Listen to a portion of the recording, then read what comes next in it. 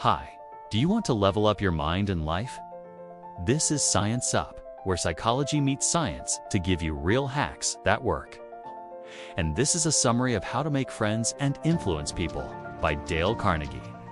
Originally published in 1936, it's one of the best books ever written about the art of human relations. More than 30 million copies have sold, and it remains one of the most popular books ever written. It was way ahead of its time when it first came out, and some of the ideas in here are so simple that they may sound obvious today, but at the time were revolutionary. So I thought it would be interesting to revisit this classic. I read the whole thing, took notes, highlighted passages, and condensed it into this 12-minute video summary. Let's get started. Part 1. How to Make Friends and Influence People. Chapter 1. Fundamental Techniques in Handling People. The key to handling people, he says, is to get them to talk about themselves.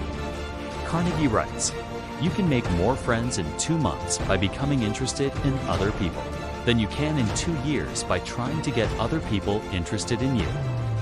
This is a golden rule of dealing with people that has stood the test of time. No matter what age you are or what your situation is, it's always relevant. Chapter 2. 6 ways to make people like you. He gives us 6 ways to make people like us.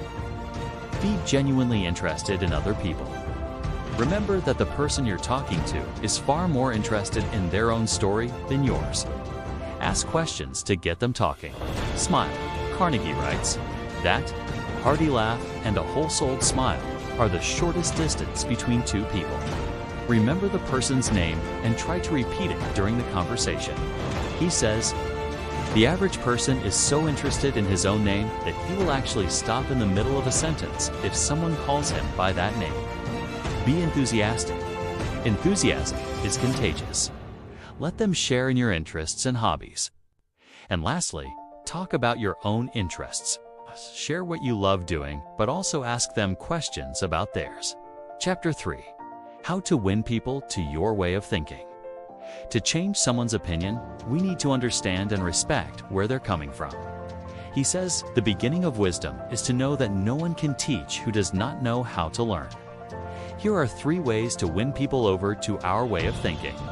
Let the other person do most of the talking. If you want to persuade someone, let them explain their position first. Avoid arguing. If we want to show someone they're wrong, we're going to come off as self-righteous, and nobody likes that. Instead, try to get them to see things from your perspective by using phrases like, I feel, instead of you're wrong. Show respect for the other person's opinions. Even if you don't agree, acknowledge the good points they make. Chapter 4. How to change people without giving offense or arousing resentment. Carnegie says we shouldn't try to change people by being critical or judgmental. If we go into a situation looking for faults and weaknesses, that's exactly what we'll find. If we approach someone with the desire to help them become better, we'll help them reach their potential. When someone isn't living up to it, he suggests saying something positive about them first, then gently point out their mistakes. He also says, begin with a definite purpose in mind. Know exactly what you want to say before you start speaking. I think he's suggesting that we should take some time alone to think about the situation and how to best approach it so we don't offend the person we want to change. Chapter 5.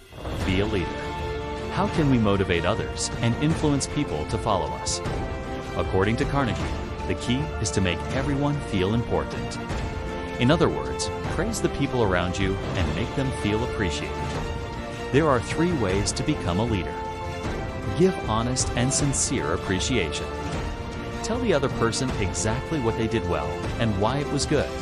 Make the other person feel important.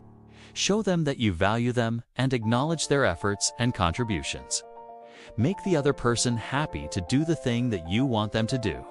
Make it easy for them to be enthusiastic about helping you. Part 2. How to Influence People. Chapter 6.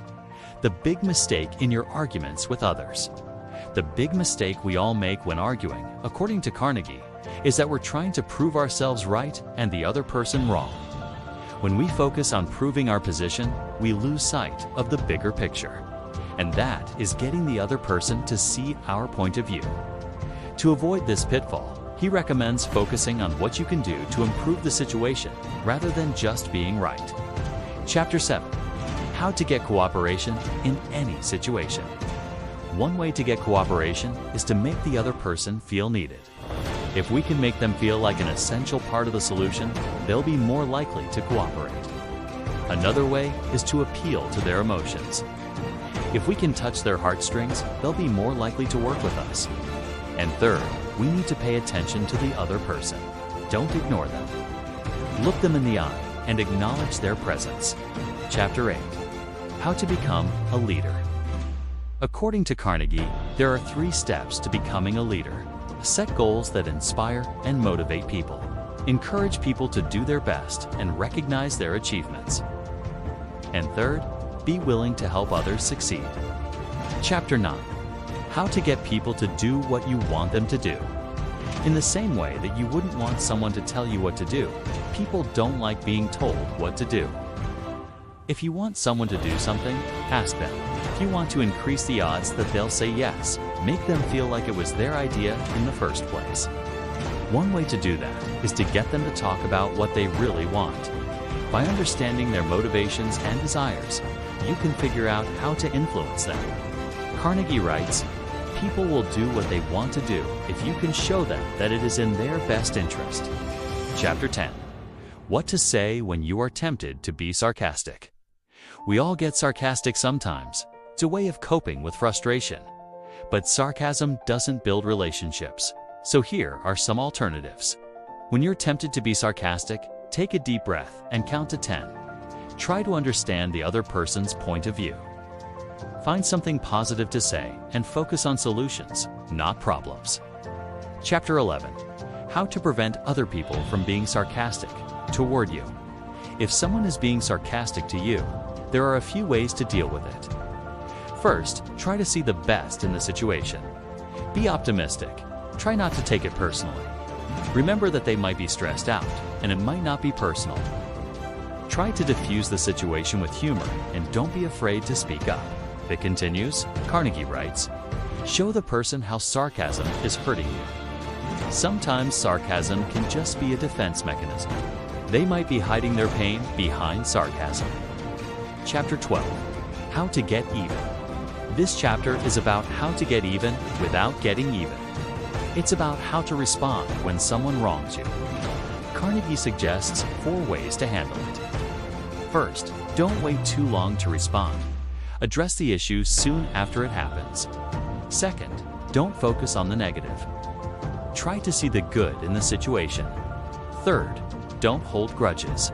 Forgive the person and move on. Fourth, don't try to get revenge. That will only make things worse. Instead, try to understand the other person's point of view. In conclusion, How to Make Friends and Influence People is a timeless guide to improving our social skills and building meaningful relationships. Carnegie's advice is practical and easy to follow, yet highly effective. Whether you want to make new friends, improve your leadership skills, or simply become a more likable person, this book has something for everyone. By following the tips and strategies outlined in these chapters, you can become a more confident and charismatic individual capable of making a lasting impact on those around you. So go ahead and give it a read. And if you enjoyed my summary, check out my other videos. If today's hack inspired you, please like the video and subscribe to Science Up, because your next level of potential starts here.